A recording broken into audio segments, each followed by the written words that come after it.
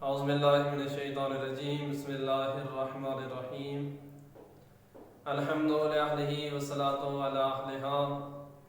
حضرت امام زین العابدین علیہ السلام ارشاد فرماتے ہیں، ابن آدم ہر روز 3 مصیبتوں میں مبتلا ہے، اگر وہ غور و فکر کرے تو ان مصیبتوں سے نجات پا جائے گا۔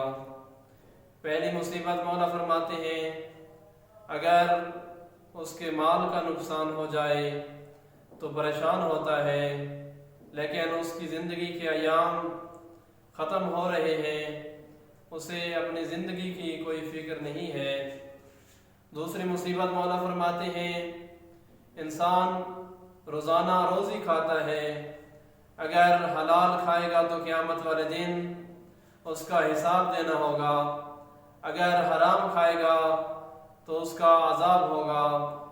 تیسری مصیبت مولا فرماتے ہیں، انسان کو نہیں پتا کہ وہ جنت کی طرف جا رہا ہے کہ جہنم کی طرف جا رہا ہے، اس کے قدم آخرت کی طرف بڑھ رہے ہیں۔